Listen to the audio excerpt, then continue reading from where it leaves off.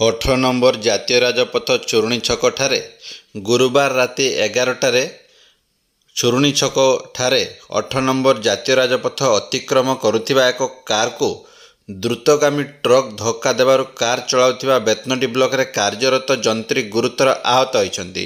ସୂଚନା ମୁତାବକ ବେତନଟୀ ବ୍ଲକରେ କାର୍ଯ୍ୟରତ ଯନ୍ତ୍ରୀ ଇଞ୍ଜିନିୟର ଗୌରୀଶଙ୍କର ସିଂ ନିଜର କାର୍ ଅଡି 11Z1405 ନମ୍ବର ବିଶିଷ୍ଟ ସୁଇଫ୍ଟ କାର୍ ଯୋଗେ ମେର୍ଦା ପଞ୍ଚାୟତରୁ କାମ ସାରି ଗୁରୁବାର ରାତିରେ ବ୍ଲକ ହେଡକ୍ୱାର୍ଟରକୁ ଫେରୁଥିଲେ।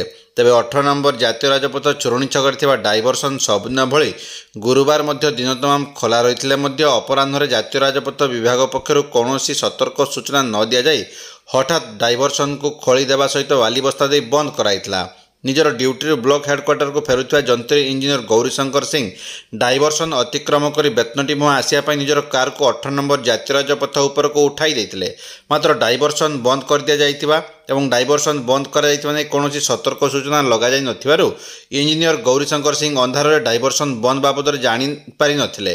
ଫଳରେ ଡାଇଭରସନ ଅତିକ୍ରମ ପାଇଁ 18 ନମ୍ବର ଜାତୀୟ ରାଜପଥ ଉପରକୁ ଗାଡ଼ି ଚଢ଼ାଇ ଦେଇ ଡାଇଭରସନ ଅତିକ୍ରମ କରିନପାରି ଅଧା ରାସ୍ତାରେ ରହିଯାଇଥିଲେ। ସେହି ସମୟରେ ବେତନଟୀରୁ ବାଲେଶ୍ୱର ଅଭିମୁଖେ ଯାଉଥିବା ଏକ ଦ୍ରୁତଗାମୀ ମାଲ ବୋଝେଇ ଟ୍ରକ୍ ତାଙ୍କୁ ଧକ୍କା ଦେଇଥିଲା। ଦୁର୍ଘଟଣା ଏତେ ଶକ୍ତିଶାଳୀ ଥିଲା ଯେ ଯନ୍ତ୍ରୀଙ୍କ କାର୍ ଭାଙ୍ଗି ଚୁରମାର ହୋଇଯାଇଥିବା ବେଳେ ରାସ୍ତା ପାର୍ଶ୍ୱକୁ ଓହଳି ରହିଥିଲା। ଦୁର୍ଘଟଣା ଘଟାଇ ଟ୍ରକ୍ ଚମ୍ପଟ ମାରିଥିବା ବେଳେ ବେତନଟୀ ଥାନା ଆଇଆଇସି ସସ୍ମିତା ମହନ୍ତ ଦୁର୍ଘଟଣାସ୍ଥଳରେ ପହଞ୍ଚି ଗୁରୁତର ଯନ୍ତ୍ରୀ ଇଞ୍ଜିନିୟର ଗୌରୀଶଙ୍କର ସିଂଙ୍କୁ ସ୍ଥାନୀୟ ଲୋକଙ୍କ ସହାୟତାରେ ଉଦ୍ଧାର କରି ବେତନଟୀ ଡାକ୍ତରଖାନାରେ ଭର୍ତ୍ତି କରାଇଥିଲେ। ଏପଟେ ଫେରାର ଟ୍ରକ୍କୁ ଧରିବାକୁ ବୈଶିଙ୍ଗା ପୁଲିସକୁ ଖବର ଦିଆଯାଇଥିବା ବେଳେ ପ୍ରାଥମିକ ଚିକିତ୍ସା ପରେ ଗୁରୁତର ଯନ୍ତ୍ରୀ ଶ୍ରୀଯୁକ୍ତ ସିଂଙ୍କୁ ସଙ୍ଗେ ସଙ୍ଗେ ବାରିପଦା ଜିଲ୍ଲା ମୁଖ୍ୟ ଡାକ୍ତରଖାନାକୁ ସ୍ଥାନାନ୍ତରିତ କରାଯାଇଛି।